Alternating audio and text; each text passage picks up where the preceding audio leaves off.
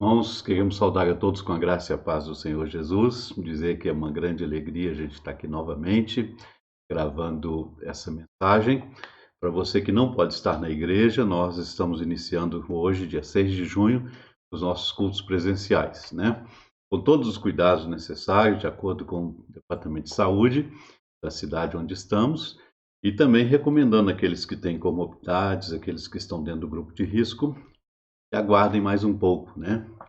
Principalmente esperando aí que a vacinação avance, um número maior de pessoas sejam vacinadas, para que a gente tenha mais tranquilidade. Se também você estiver com algum sintoma de gripe, você também deve se ausentar, né, e procurar o médico até que tudo seja verificado, né, esclarecido, uma semana assim de confinamento, se você tiver com sintomas, e não deve se congregar para não passar esse vírus para ninguém. Mas se tiver tudo normal com você, com sua família, nós já vamos retornar hoje, dia 6 de junho, e aos poucos queremos que todos já estejam de volta e que todos, né, principalmente os idosos, sejam vacinados para poderem estar conosco novamente. Vamos orar, e na direção do Senhor para esse momento de reflexão na sua palavra. Pai, derrama a tua graça sobre nós, ó Pai, nos abençoe. Fala conosco, derrama realmente bênção sobre todos nós, sobre a tua igreja, sobre o teu povo, sobre todos aqueles que estão participando conosco agora, nos ouvindo. Pedimos também ao Pai que abençoe nosso país, que as vacinações possam aumentar cada dia mais, possam avançar bem, e assim a gente tenha grande número de pessoas vacinadas e, de certa forma, que a gente tenha também a tranquilidade para estar retomando os trabalhos e as atividades sem nenhum perigo de contaminação. Pedimos que abençoe as autoridades que estão sobre nós, para que nenhum impedimento realmente possa atrapalhar a compra de vacinas, a vacinação das pessoas. Que o Senhor esteja abençoando a todos nós. Em nome de Jesus é que oramos, pedindo também a tua graça sobre aqueles que estão enfermos, aqueles que estão se recuperando, sobre os enlutados. Derrama a tua bênção sobre todo o teu povo, sobre toda a tua igreja, sobre todo o nosso país. Em nome de Jesus que oramos. Amém. Ok, nós vamos falar hoje sobre a celebração da Santa Ceia, né? E queremos que nesse primeiro domingo de junho nós já vamos nos reunir novamente, já celebramos a ceia, né? Como sempre fazemos todo primeiro domingo, e vamos celebrar nos dois templos nossos, né? E nós temos a atividade de manhã e à noite. Então, nos dois cultos, nós estamos celebrando a Santa Ceia. Se você não puder participar, aguardamos você no próximo mês. Todo primeiro domingo, nós teremos a celebração da ceia. Então, hoje nós queremos falar sobre a ceia, mesmo que você não possa participar, que você esteja em casa, nós queremos que você possa meditar conosco, né? Texto da palavra de Deus, em que a gente pode, de certa forma, ver o que a palavra de Deus tem para nós, o que nós podemos aprender com ela e o que a gente pode conhecer, né, daquilo que é importante para a nossa edificação. E eu queria que você lesse comigo aqui a primeira carta de Paulo aos Coríntios, capítulo 11, os versículos 23 a 26. Somente esses 4 versículos. Diz assim: Porque eu recebi do Senhor o que também vos entreguei, que o Senhor Jesus, na noite em que foi traído, tomou o pão e, tendo dado graças, o partiu e disse: Isto é o meu corpo que é dado por vós. Fazei isto em memória de mim. Por semelhante modo, depois de haver ceado, tomou também o cálice, dizendo: Este cálice é a nova aliança no meu sangue. Fazei isso todas as vezes que o beberdes em memória de mim. Porque todas as vezes que comerdes este pão e beberdes o cálice, anunciais a morte do Senhor até que ele venha. Amém. Quero falar sobre a Eucaristia, né? E esse termo é muito bonito porque é o termo que está no grego, né, no original, no Novo Testamento, A palavra Eucaristia vem de graça, né? A manifestação da graça, Deus distribuindo a sua graça. E então a gente usa esse termo, se bem que nós falamos mais da Santa Ceia, mas a Eucaristia é a ceia com o Rei dos Reis. Então, queremos falar sobre esse assunto. 3 aspectos importantes que a gente quer chamar a sua atenção para a Santa Ceia, né? A Eucaristia, da qual somos convidados a participar com Jesus, o Rei dos Reis. Durante a refeição no cenáculo, Jesus tomou o pão, partiu e deu aos seus discípulos que estavam ali com eles, dizendo: Isto é o meu corpo, dado em favor de vocês. Façam isto em memória de mim. E depois, do mesmo jeito, ele pegou, após a refeição, pegou o cálice, deu aos seus discípulos, dizendo: Este cálice é a nova aliança no meu sangue derramado em favor de vocês. Jesus, então, está nos convidando a uma nova vida em seu novo reino, do qual nós somos o corpo. Então, esse convite de Jesus é para que a gente possa sentar-se com ele à mesa, ceiar com ele e participar, então, da Eucaristia, da distribuição da graça, né? Foi justamente o que ele veio fazer conosco, né? No momento da Santa Ceia, nós somos lembrados de algumas coisas muito importantes, né? E a memória, ela é muito, muito fantástica, né? A gente tem esse dom maravilhoso e esse algo assim tão especial que é a memória.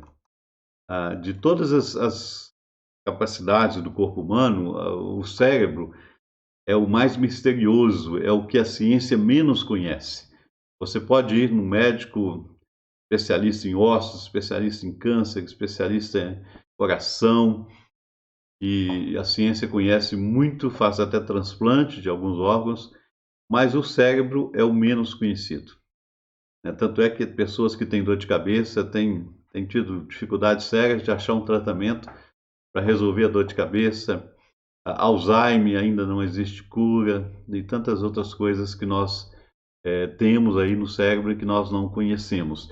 Mas uma das coisas fantásticas que a gente tem no nosso cérebro é a memória.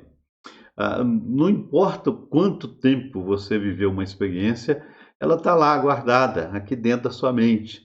E alguma coisa chama ela de volta, ou uma conversa, ou uma palavra, ou um cheiro, ou uma imagem, chama aquela memória de volta, né? Você lembra quando você vê uma imagem, quando você sente um cheiro específico, quando você vê uma cor, e aquilo, o seu cérebro vai buscar aquela lembrança lá guardada lá, talvez até tanto tempo que você não se lembrava daquilo, anos e anos ou décadas, mas aquela memória ficou guardada. E uma das memórias impressionantes, né, que a gente tem é a celebração da Santa Ceia, né? Todos nós no Brasil, no país cristão, já participamos em um momento ou outro de uma celebração da Eucaristia. E aqui nós queremos lembrar que essa celebração envolve muitas coisas e elas são muito importantes, são muito especiais. Talvez você tenha participado tantas vezes da Santa Ceia e não tenha se atentado nos ensinos que ela tem. E o primeiro deles que eu quero chamar a sua atenção é que é importante notarmos os elementos da Santa Ceia, que são coisas triviais. Pão e vinho são coisas do nosso cotidiano. Itens comuns de qualquer dieta diária em muitas partes do mundo e no decorrer da história. Ao instituir a celebração, Jesus tomou o que tinha à mão, o que estaria sobre qualquer mesa da época. Embora sejam ricos de simbolismo na história de Israel, o pão e o vinho, mas são também coisas do cotidiano. E Jesus pega então esses elementos que estão ali à sua frente, que estão ali à mesa, para instituir a Santa Ceia. Coisas triviais, pão e vinho. O Velho Testamento fala de vinho e fala de pão mais de 2000 anos antes de Cristo. Todas as culturas, de um modo geral, todo mundo conhece pão e vinho, né? Aqui na nossa região aqui tem plantações de vinho, tem fabricação de vinho famoso, o vinho aqui do sul de Minas. E na época de Jesus também. Tanto é que o primeiro milagre de Jesus, quando iniciou o seu ministério, foi transformar água em vinho. Então Jesus pega esses elementos simples do dia a dia para simbolizar algo muito especial. Ele pega esses elementos ali do cotidiano para abençoar ali o pão e o vinho, dizendo que simbolizam, que representam o seu corpo e o seu sangue. Então, essas atividades ali, as mais simples e mais comuns da vida humana, são usadas por Jesus. E o que é tão comum aqui? O comer, né? O comer e o beber. Nós precisamos comer todos os dias. Precisamos alimentar o nosso corpo todos os dias. Eu tenho um amigo que disse que Deus nos humilhou muito quando ele fez o nosso corpo, necessitando de comer todos os dias. Inclusive a oração do Pai Nosso nos ensina, né, a pedirmos o pão nosso de cada dia, né? E ele brincando disse: Deus podia ter feito o homem para comer uma vez por semana, né? Então no domingo a gente comeria e ficaria alimentado para a semana toda. Aliás, se alguns alimentassem o seu corpo como alimenta a sua alma, né, seria todo mundo magrinho demais, porque alguns alimentam a sua alma só uma vez por semana. Mas nós precisamos nos alimentar todos os dias, precisamos depender de Deus todos os dias, precisamos agradecer o alimento todos os dias. E o bonito dessa história é que Deus está conosco todos os dias, nos dando pão, nos dando alimento, nos alimentando. Mas outra coisa interessante aqui é que tanto o pão quanto o vinho são frutos da cultura, são produtos do trabalho humano. Quando o pão é posto sobre a mesa, há uma ciência agrícola por trás disso, uma culinária por trás disso e uma tecnologia também. Então, imagina comigo, você planta o trigo, né? Nós nem conhecemos, às vezes, uma plantação de trigo, alguns talvez sim, mas você planta o trigo, alguém planta esse trigo, depois colhe esse trigo, ele é vendido para uma fábrica, ela vai processar esse trigo, vai ensacá-lo, vai vendê-lo depois no mercado.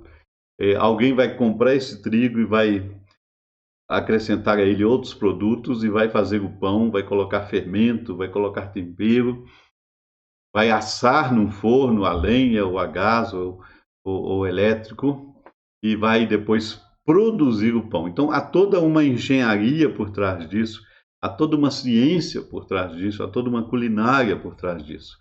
E da mesma forma o vinho, né? É preciso plantar a uva, é preciso colher, é preciso fermentar, produzir o vinho, engarrafar e vender. Então, tudo isso são coisas que fazem parte do nosso cotidiano. Então, quando a gente pega ali na mesa o pão e o vinho, nós podemos imaginar quantas pessoas estão por trás daquele pão e daquele vinho. Ninguém vive sozinho, né? Nós precisamos uns dos outros. Então, quando nós estamos ali celebrando o pão e o vinho, nós estamos usando coisas do nosso dia a dia, da nossa existência, da nossa vida. Deus se importa conosco, Deus está nesse nosso dia a dia, essas lidas diárias, nesse trabalho de cada um, porque Deus também faz parte da nossa comunidade, da nossa vida. E ninguém pode dizer que não precisa de ninguém, né? Muitas pessoas gostam de dizer que não depende de ninguém, que não precisa de ninguém, que vive muito bem sozinho, mas ninguém vive sozinho. A pessoa pode ter até dinheiro lá para viver o resto da vida sem precisar de ninguém, mas se ele sair da sua casa e for comprar um pão, ele precisa de alguém. Porque alguém teve que fazer esse pão, alguém teve que vender esse pão, alguém teve que colocar ele disponível. Então ninguém vive sozinho. Todas as coisas à nossa volta envolvem muita gente. E Jesus então está aqui, né, mostrando que o trivial também é abençoado por Deus. Então a adoração cristã está lembrando disso, né? Quando celebramos o pão e o vinho, estamos lembrando da bênção que Deus concedeu à criação para que a gente transformasse trigo em pão e transformasse uva em vinho. O segundo aspecto da ceia importante, que é a ceia com o Rei dos Reis, é que a celebração da ceia do Senhor deve ser experimentada como um tipo de anúncio escatológico, porque cada mês que celebramos a Eucaristia, é outro mês em que o reino e suas celebrações ainda não chegaram totalmente. Por isso nós realizamos lembrando de suas palavras, né? Todas as vezes que celebramos a ceia, nós lembramos aquilo que Jesus disse, até que ele venha. Então, a Eucaristia é uma ceia escatológica. Todas as vezes que celebramos a ceia, nós estamos dizendo, olha, nós vamos celebrar hoje. Pode ser que esse seja o último mês, porque Jesus volte. Se ele voltar, mês que vem nós não celebraremos a ceia. Porque a ordem é que a gente celebre a ceia até que ele volte. E quando ele voltar, nós vamos estar com ele na mesa lá no reino dos céus, no reino de seu Pai, celebrando a Eucaristia, a refeição da graça. Então, a ceia do Senhor é uma refeição que antecipa aquilo que nós, como peregrinos, vivemos aqui neste mundo, né? Somos peregrinos, estamos aqui de passagem, somos cidadãos deste mundo, mas também somos cidadãos dos céus e aguardamos a ceia das bodas do Cordeiro. Apocalipse 19, né, que nos diz isso. A ceia do Senhor, então, ela nos antecipa a nós, né, e essa entrega que nós somos peregrinos, estamos aqui peregrinando por essa terra, aguardando a ceia das bodas do Cordeiro. Apocalipse 19, 19. Bem-aventurados aqueles que são chamados à ceia das bodas do Cordeiro. Jesus nos convida a participar com ele da ceia das suas bodas, quando o Cordeiro de Deus, Jesus Cristo, o Rei dos Reis, vai voltar para buscar a sua igreja, a sua noiva, e vamos celebrar com ele no novo reino eternamente. Então, por isso, ela é oferecida gratuitamente a todos os que estão aqui, participando aqui neste mundo como peregrinos, antecipando a mudança do reino que está por vir. Isaías anunciou isso há quase 1000 anos antes de Cristo. No capítulo 55 do profeta Isaías, nos versículos 1 e 2, ele diz: todos vós os que tendes sede, vinde às águas, e vós os que não tendes dinheiro, vinde, comprais e comei. Sim, vinde, comprai sem dinheiro e sem preço vinho e leite. Por que gastais o dinheiro naquilo que não é pão, e o vosso suor naquilo que não satisfaz? Ouvi-me atentamente, comei o que é bom, e vos deleitareis com finos manjares. Então, Isaías está nos convidando a participar dessa ceia, porque ele sabe, né, e ele profetizou que um dia nós estaríamos com ele no reino, sem precisar gastar nada, né, nem dinheiro nenhum, sem haver nenhuma diferença de valores, porque lá nas bodas do Cordeiro, todos nós estaríamos lá diante do Rei. Aí não importa se tem dinheiro ou se não tem, se tem roupa ou se não tem, porque todos nós vamos comer lá a ceia do Cordeiro de graça, porque fomos convidados por Jesus para participar dessa ceia.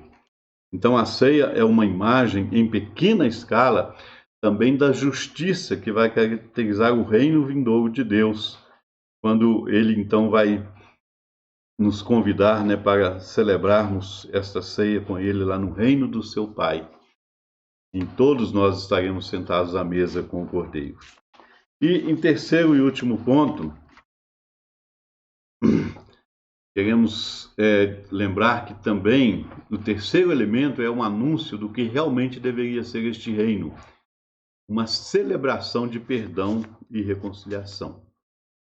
Então, essa Eucaristia, essa ceia que nós celebramos todos os meses com o Rei dos Reis, também deve nos lembrar que nós estamos aqui celebrando perdão e reconciliação. Se é uma mesa preparada na presença de nossos inimigos, ela é também uma mesa a qual Deus se assenta com aqueles que antes foram seus inimigos. Porque Paulo diz em Romanos 5,10, se nós, quando inimigos, fomos reconciliados com Deus mediante a morte do seu Filho, muito mais, estando já reconciliados, seremos salvos pela sua vida. Então, a ceia também é um momento de celebração de perdão e reconciliação. Nós fomos reconciliados com Deus. Outrora estávamos perdidos, outrora éramos inimigos da cruz, mas agora fomos reconciliados. Paulo vai repetir esta mesma esse mesmo tema em Colossenses 1, versículos 21 e 22, quando ele diz: "E a vós outros também, que outrora eres estranhos e inimigos no entendimento pelas vossas obras malignas, agora, porém, vos reconciliou no corpo da sua carne, mediante a sua morte, para apresentar-vos perante ele santos, inculpáveis e irrepreensíveis." Então, a ceia é uma comunhão graciosa com um Deus que perdoa, mas ela também é uma ceia que comemos uns com os outros, e isso também exige perdão. Então, se nós fomos perdoados e fomos trazidos para a ceia, porque Deus nos perdoou, nós também temos que perdoar aqueles com os quais nós participamos da Santa Ceia. Então, uma comunidade que forma o reino de Deus aqui na terra, não pode ser satisfeita com indivíduos privados e isolados, reconciliados apenas com Deus verticalmente, mas ele também tem que entender que ele é chamado a se reconciliar com o seu próximo, horizontalmente, com aquele que está ao seu lado. Então, a Santa Ceia nos chama a um momento de perdão e de reconciliação com o nosso próximo também. Paulo nos admoesta no texto que nós lemos em Coríntios, mais à frente, né? Nós lemos até o verso 26, ele nos diz no verso 28, examine-se, pois, o homem a si mesmo, e assim coma do pão e beba do cálice.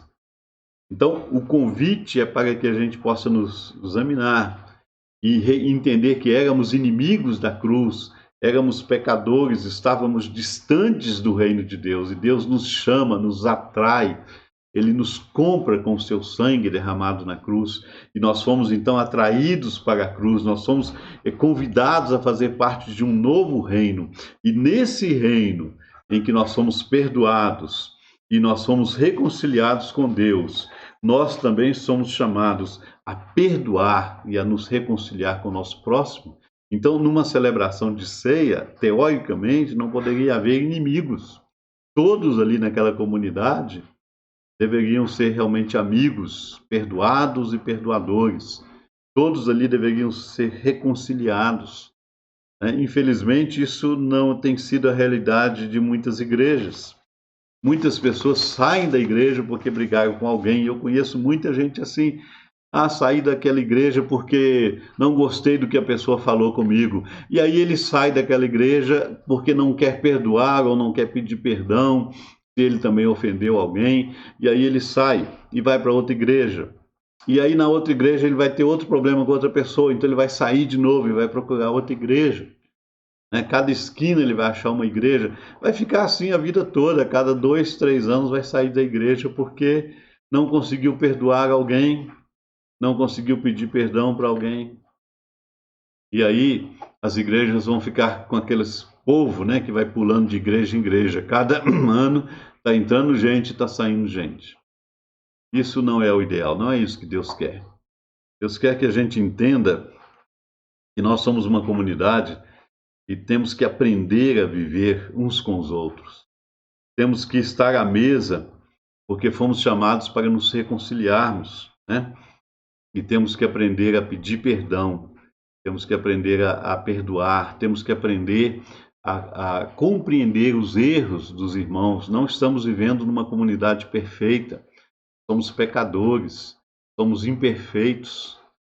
Aqui não é para gente perfeita, é para gente pecadora, mas é para gente também que sabe perdoar. Então a gente pode concluir dizendo o seguinte: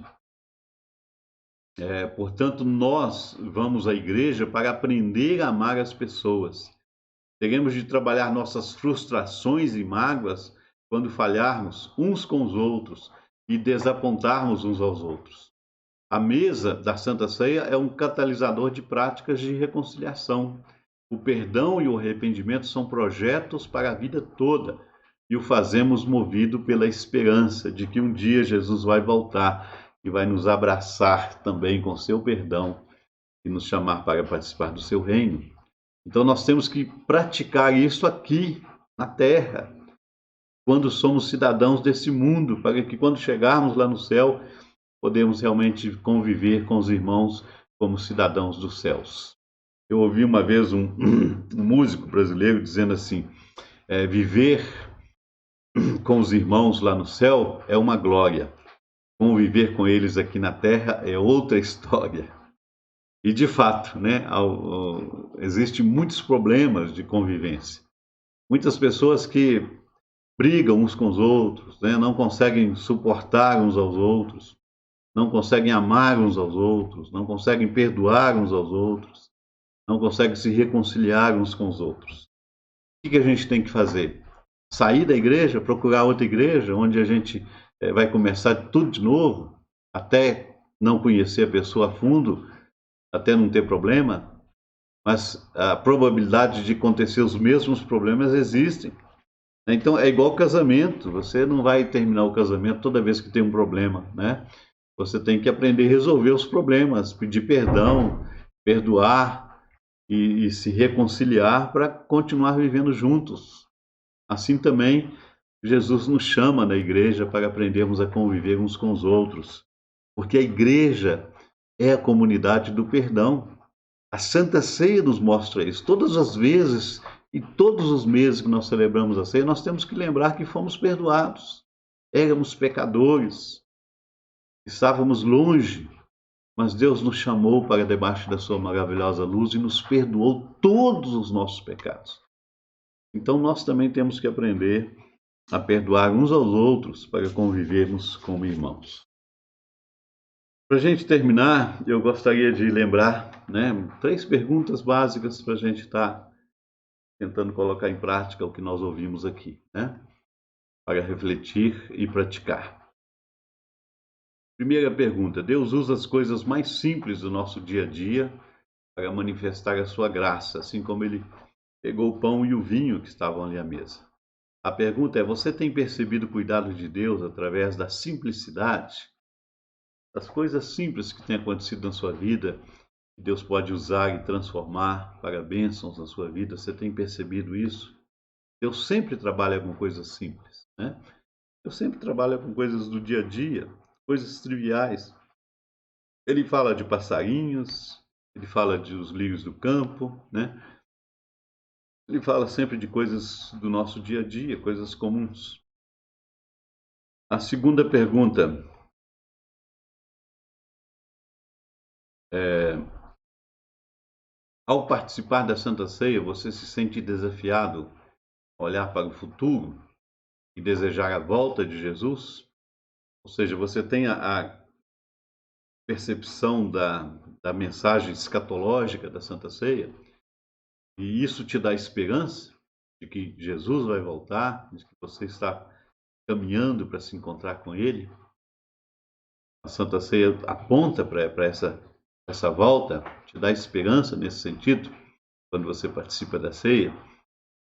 A terceira pergunta: sua participação na Santa Ceia é fruto do perdão e da reconciliação de Deus?